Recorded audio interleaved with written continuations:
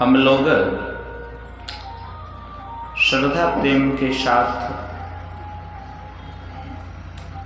संत सद्गुरु भगवान की जयध्वनि करें और अपने मुख को पवित्र करें। गुरु महाराज जी की बहुत बड़ी कृपा है जो कि हम लोगों को मानव रूपी तन मिला है और मानव रूपी तन पाके सच्चे सद्गुरु का सानिध्य मिला है। और इतना ही नहीं, गुरु दरबार में आने का सौभाग्य भी मिला है। यह गुरु का दरबार में आना साधारण बात नहीं है। भगवान कृष्ण कहा करते थे, सत्संग में आना और गुरु महाराज के चरण, भगवान कृष्ण कहा करते थे सत्संग में आना और मेरे गोद में बैठना बराबर होता है। इसलिए हम लोग गुरु महाराज जी के दरबार में आज इस साल का प्रथम दिन के प्रथम पाली के सत्संग में उपस्थित हैं। इसलिए संत सद्गुरु भगवान की जयध्वनि करें और अपने मुख को पवित्र भी करें। बोलिए श्री सद्गुरु महाराज की जय, श्री सद्गुरु महाराज की जय, श्री सद्गुरु महाराज की जय। सदा रहूं संतोष में, धर्म आप दृढ़ धार, आशा बस एक गुरुदेव की और न चित्त विचार। आशा बस एक गुरुदेव की और न चित्त विचार। 20वीं शताब्दी के महान संत सद्गुरु के पावन श्री चरणों में तुलसीदास का नमन। उपस्थित धर्म प्रेमी सज्जनों, धर्मशीला माताओं एवं भक्तिमती बहनों, सबों के अंदर बैठे हुए परमपिता परमात्मा को मेरा नमन है। इस यंत्र ध्वनि के माध्यम से श्रवण करते हुए धर्म उपासकों को भी मेरा नमन है। साथ साथ निवेदन है, संत सद्गुरु भगवान के जयध्वनि एक बार हम लोग बुलंद आवाज में करें। बोलिए श्री सद्गुरु। गोस्वामी तुलसीदास जी महाराज लिखे हैं, हे संसार के लोगों, जीवन में शांति पाना चाहते हो, सार आसार क्या है समझना चाहते हो, तो तुमको सत्संग करना पड़ेगा। कैसा सत्संग? तो हमारे गुरु महाराज भी कहे हैं, सत्संग को मैं 2 भाग में बांटता हूं, एक बाहरी सत्संग और एक अंदर का सत्संग। गुरु महाराज बड़मासा में अंतिम पद में लिखे हैं, देवी साहब कहे में ही, हे संसार के लोगों सुनो। क्या? तो देवी साहब कहे में ही क्या कह रहे हैं? सुनो चित्त लगाई के, टिकटक लगा के सुनना पड़ेगा। गोस्वामी जी महाराज सुनने के विषय में कहा, सुनी समझहि जत मुनित मनो मज्जहि अति अनुराग, लहि 4 फल अछत तनु साधु समाज प्रयाग। सुनने से बहुत लाभ होता है। तो कहा देवी साहब कहे में ही सुनो चित्त लगाई के, गुरु भक्ति बिन नाही सफलता, संत कहे सब गाय के।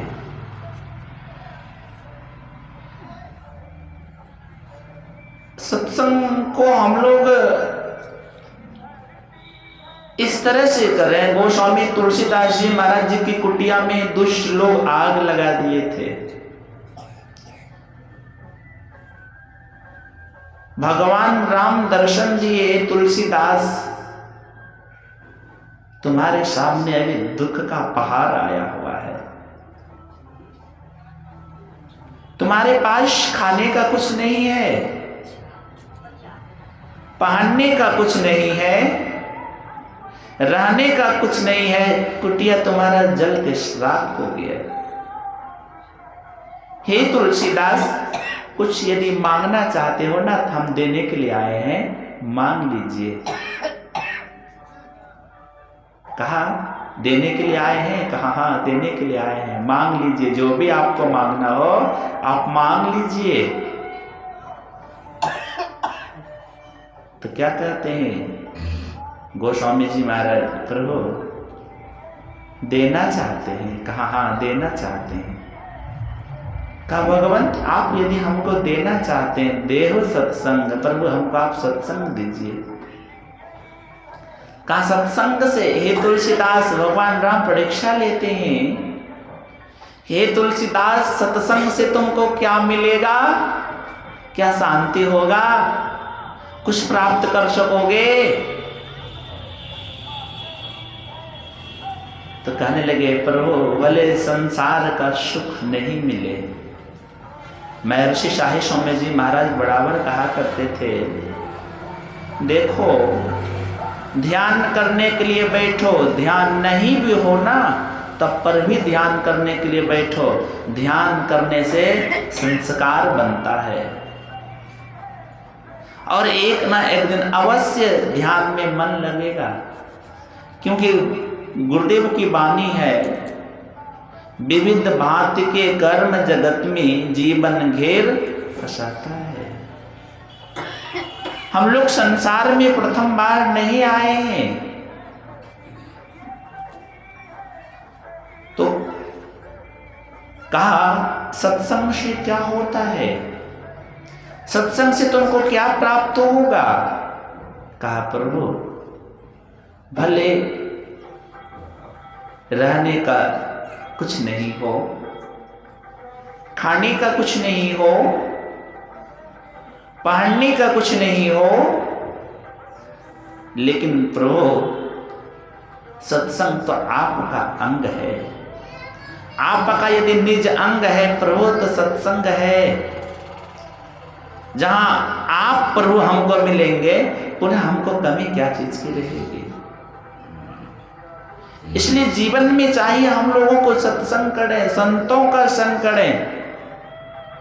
जो संतों का संग करते हैं उनके जीवन में सुख होता है। थोड़ा दिन तो दुख लगता है, दुख होता है, लेकिन उनके जीवन में शांति और सुख प्राप्त होता है। तो कैसा सुख मिलेगा? कौन सा सुख मिलेगा?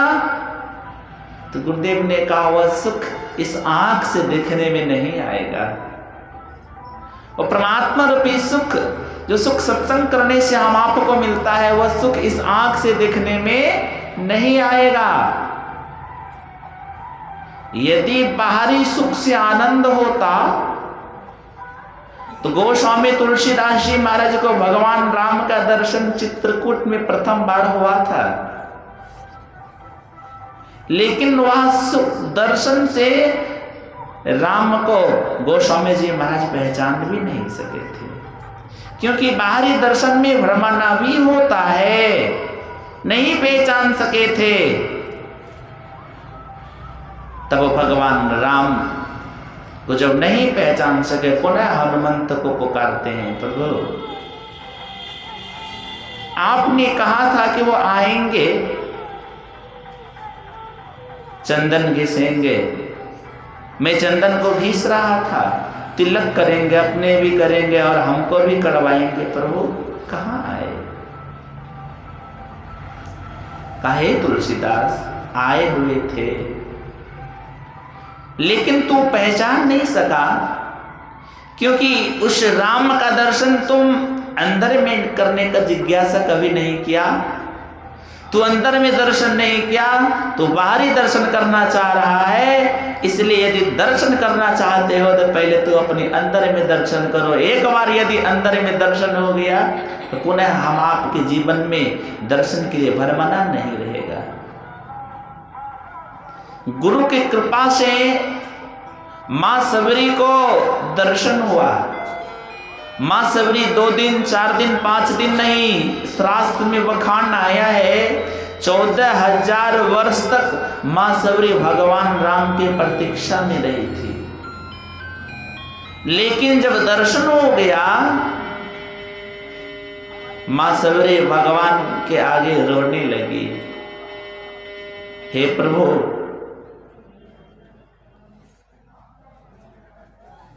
आज मेरे गुरुदेव की वाणी सत्य हुआ। मेरे गुरु महाराज अंत समय में कह दिए थे, सबरी तो अपने हृदय रूपी कुटिया को पवित्र रखना। हृदय रूपी कुटिया में काम क्रोध लोभ कभी नहीं डालना, क्योंकि कामी क्रोधी लालची इनसे ना भक्ति होय। तू अपने कुटिया को पवित्र रखना सबरी। तुम अपने कुटिया में 5 चीज कभी नहीं डालना, झूठ चोरी नशा हिंसा और व्यभिचार। इनसे कुटिया को तू बचाए रखना।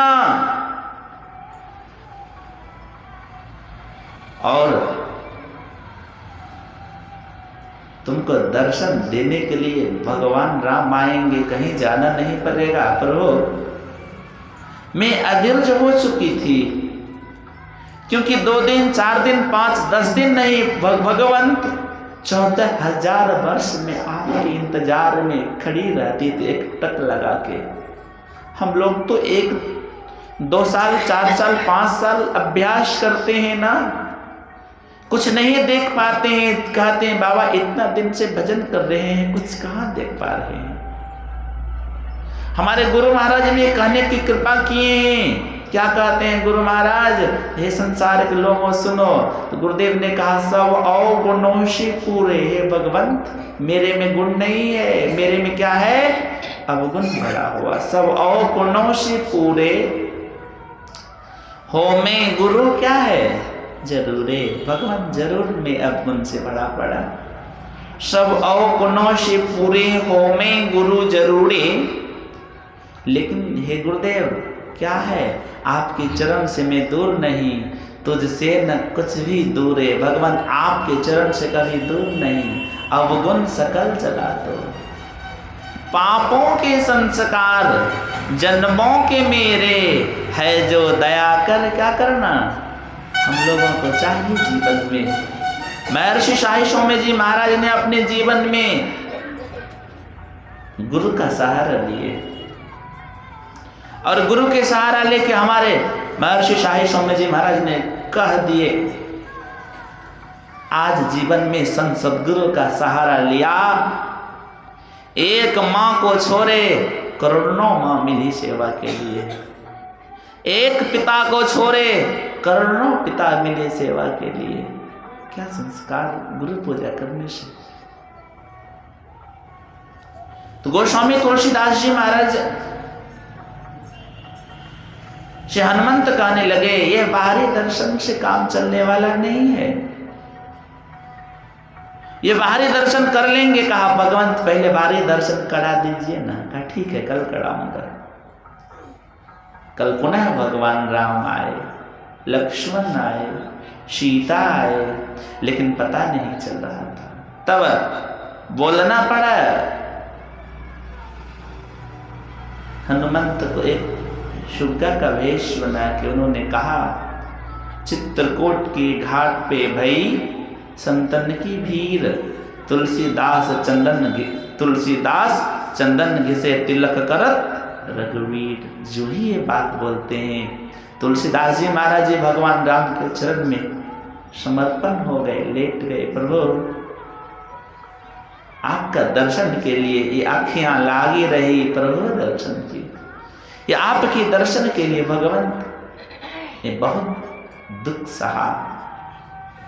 पत्नी का दुख लगा, राजपाट का दुख लगा, सगे संबंधी का दुख लगा, क्या नहीं दुख लगा प्रभु। लेकिन अंत में भगवंत आपका दर्शन हो गया, अब मेरा संसार में आना सार्थक हो गया। गुरुदेव की भी वाणी है, पशु पक्षी फिर आदि की योनि में मैं भर में हूं बहु बार हो, नर्तन अब ही कृपा करे दिन अब प्रभु करण उबार हो। हम लोग देखते ही सुनते आ रहे हैं, देखते हैं कड़ाके की ठंड है, व्यवस्था में रहते हैं, बहुत व्यवस्था करते हैं, लेकिन उस पक्षी को देख लीजिए, कौन व्यवस्था करता होगा, कितने दुखमय जीवन होता होगा, कितने दुख का सामना करना पड़ता होगा। इसलिए हम लोगों को चाहिए अपने जीवन में गुरु के सानिध्य में बैठें। जब गुरु महाराज से ध्यान करने के लिए बैठे तो गुरुदेव से प्रार्थना करें, हे गुरु महाराज आज आपका दर्शन नहीं हो सका, गुरुदेव मेरा पात्र आज अपवित्र था क्या, भगवंत आपका दर्शन नहीं हो सका। अखियां लागी रही प्रभु दर्शन की, प्रभु आज दर्शन नहीं हो सका। स्वामी विवेकानंद जी महाराज जब सोते थे आंख के आंसू से तकिया भीग जाता था।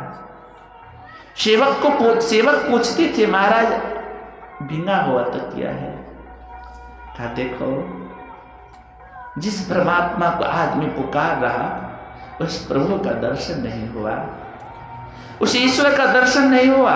संसार के लिए हम लोग रोते हैं, कोई व्यापार में घाटा लग गया, कोई कंपनी में घाटा लग गया, दुकान में घाटा लग गया, ये खेती में घाटा, एवं प्रकार से बहुत चीज में घाटा लग गया, उनके लिए रोते हैं। अरे सबसे बड़ा घाटा जीवन में लगता है जब जीवन ऐसे निकल चला जाता है, संत सद्गुरु का दर्शन नहीं कर पाते, इसके लिए कभी रोते हैं। मन संसार में इतने हम लोगों को फंसा हुआ है, गुरुदेव ने कहा भजनों में मन ऐसे रमे, हे गुरुदेव मेरा मन संसार में इतना रमा पड़ा है, इतना रमा हुआ है, का भजनों में मन ऐसे रमे जैसे रमेशो क्या चीज माया। कोई व्यक्ति यदि आज से 10-20 वर्ष पूर्व गाली बक दे तो स्मरण में रहता है, फलाने व्यक्ति से मैं बात नहीं करूंगा, वो हमको दुख दिया है।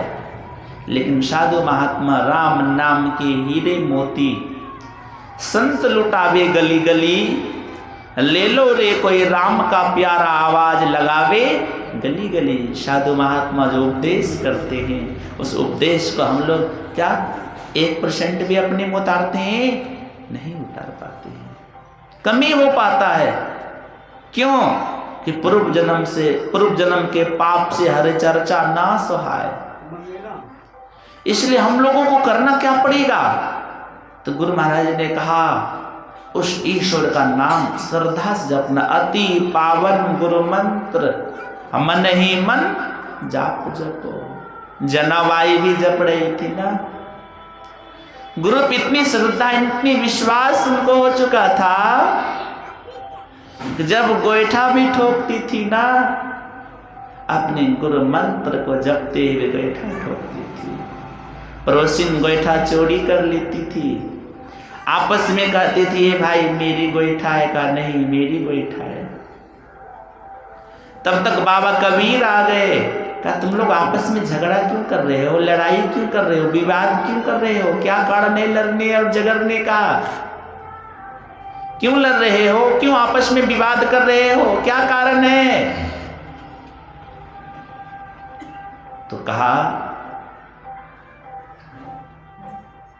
देख लीजिए प्रभु, इस गोईठा से मैं अपना जीवन चलाता हूँ, मैं इसी गोईठा से जीवन को व्यतीत करता हूँ, बेच के परिवार चलाता हूँ, मैं भी खाता हूँ, साधन भजन भी करता हूँ। गुरु महाराज भी कहा करते थे पसीने की कमाई खाना चाहिए साधकों को। लेकिन ये गोईठा पड़ोसी चोरी कर लेती है।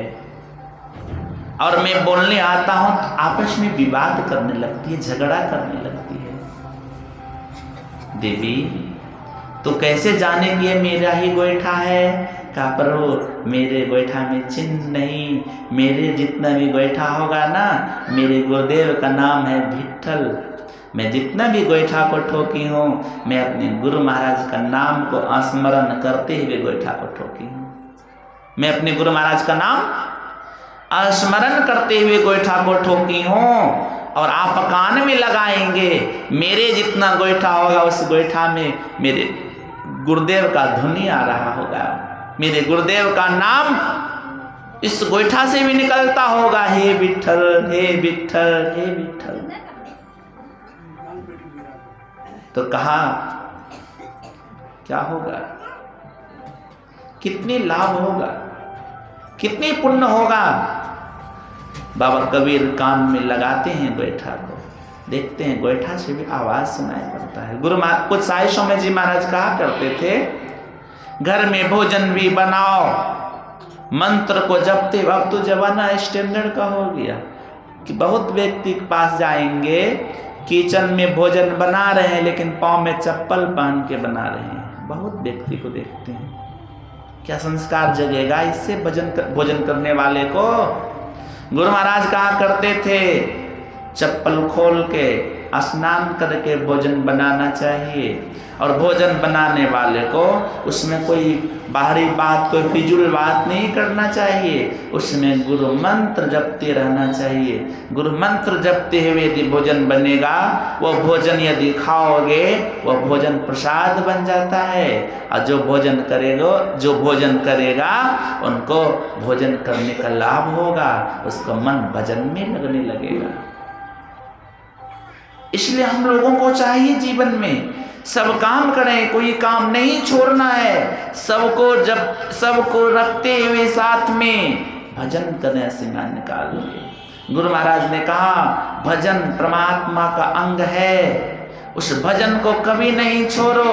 संसार का रिश्ते नाते छूट जाए कोई गम नहीं, लेकिन परमात्मा रूपी रिश्ता कभी नहीं टूटे। अरे संसार के रिश्ते नाते तो बदल सकता है, परिवर्तन हो सकता है, लेकिन परमात्मा रूपी रिश्ते, परमात्मा से तो अपने मन को जोड़ लोगे, परमात्मा से तो अपने स्नेह को लगा लोगे, वह परमात्मा तुमको क्या कर देंगे, वह परमात्मा तुमको यहाँ तक पहुँचा देंगे कि गुरुदेव ने कहा कर्म धर्म को जला खाक कर देंगे तुमको तार। कोई व्यक्ति यदि दुख के घड़ी में साथ देता है, हम लोग स्मरण करते हैं, उनके लिए रोते हैं, उनके लिए दुआ देते हैं, हे गुरुदेव दुख के घड़ी में इन्होंने हमें साथ दिया, इसका आप भगवान सब दिन खुशहाल रखिएगा। लेकिन संत सद्गुरु जो हम लोगों के जीवन में इतना बड़ा मानव रूपी तन दिया, तबीयत तो थोड़ा बिगड़ता है, 2 4 5 10 लाख रुपये खर्च करके चले आते हैं, लेकिन ये करोड़ों रुपये का शरीर ईश्वर हम लोगों को दिए हैं। ईश्वर को हम लोग क्या देते हैं? ईश्वर को क्या चाहिए? क्या ईश्वर को आप धन से खुश कर सकते हैं? नहीं। आप यदि परमात्मा को रिझाना चाहते हैं, हमारे महर्षि शाही स्वामी जी महाराज के पद्य में आया, का रिझाया खूब दुनिया को, ये संसार के लोगों तूने रिझाया संसार को, कितना रिझाया खूब दुनिया को, सुना बातें बना बहुतो, रिझाया यदि ने अपने को रिझा क्या है दुनिया तो क्या होगा। ना दी दिल में जगह गुरु को, पखारा पद ने आंसू से, विरह में नींद ना खोया, तो शिष्य होने से क्या होगा। अरे मन सोच ले केवल भजन गाने से क्या होगा। संसार को बहुत उपदेश करोगे, गुरुदेव ने कहा माग भूखा बाग काल के, मुख परो ये बाबरे, होश कर चेतो सवेरे, बचो ध्यान के दागरे। काल मुख के निमो के भागो, ध्यान केवल भाई रे, ऐसो अवसर खोई हो तो रोई हो पछताई रे। रोना पड़ेगा, जिंदगी किराए का घर है, एक ना एक दिन निकलना पड़ेगा। शाम के बाद होता सवेरा, फिर तभी दिन निकलता सुनहरा। फूलों पे पांव रखने से पहले तुमको कांटों पे चलना पड़ेगा। इसलिए संसार से विशेष स्नेह को ना रखें। अरे संसार का लोग आज तक किनको सुख दे सका है? संसार का लोग जिनको भी दिया तो दुख ही दिया। भगवान राम भगवान थे, वह माँ सीता जगत जननी, लेकिन दुनिया वाले ने उनको भी बदनाम करने के लिए नहीं छोड़ा। वंदा वैरागी को दुनिया वाले ने कितना कष्ट दे दिए। संत ईसा मसीह को दुनिया वाले ने कितना कष्ट दे दिए, कितना तकलीफ दे दिए। मीराबाई को दुनिया वाले ने कितना कष्ट दे दिए। सहजोबाई को कितना कष्ट दे दिए। साधु को कष्ट होता ही है, लेकिन अज्ञानी व्यक्ति को कब पता चलता है? जब समय खो देता है तब पता चलता है। इसलिए कहा हम लोगों को चाहिए समय में भजन करें। किसी के प्रपंच में पड़ेंगे हानि होगा, ऐश्वर्य देश में रहेंगे जीवन में हलचल मच जाएगी, जीवन में शांति प्राप्त नहीं कर सकोगे। यदि शांति प्राप्त करना चाहते हो तो सपना हो नहीं देखई पर दोष आए सबरी। सपने में भी किसी का दोष नहीं देखना चाहिए। किसी का यदि दोष सपने में भी तू देखते हो तो बहुत बड़ा निंदक कहलाते हो, बहुत बड़ा पापी कहलाते हो।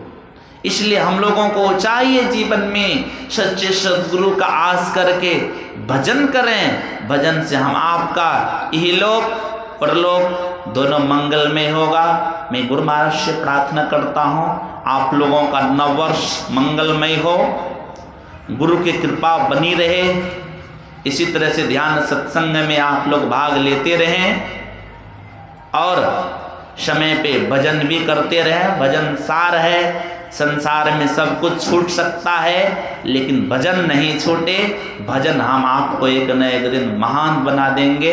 तो गुरु का सहारा लेके भजन करें। सबों के लिए नववर्ष मंगलमय हो।